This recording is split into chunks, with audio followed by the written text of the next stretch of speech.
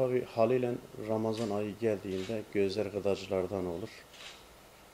Tabii ki Ramazan'ın yaz aylarına denk gelmesiyle birlikte gıdada pek değişmeler fazla yok.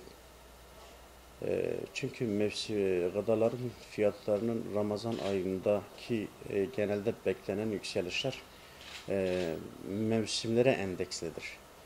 Şimdi yaz ayında herkes fasulye diyelim, nohut, pirinç fazla tüketim olmaz. Bundan dolayı fiyatlarında herhangi bir değişiklik yoktur.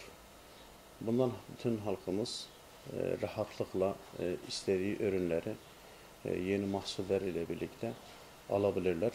Tabi burada kesinlikle tekelleşme sisteminde asla Ramazan ayı denk geldiğinde işte fiyatların yükselişi gerçekten bu sene e, bakanlıkta da bu konuda çok hassas davranıyorlar. Öncelikle onlara da teşekkür ediyoruz. Gıda bakımından özellikle fiyatların artışında kesinlikle artışlarının yapılmaması gerektirdiğini bize bildirimler yaptılar. Bu konuda biz de elimizde geldiği kadar Ramazan ayı olması münasebetiyle kesinlikle herhangi bir fiyat artışı yapmayacağız. Fiyatlarında herhangi bir oynama olmayacaktır.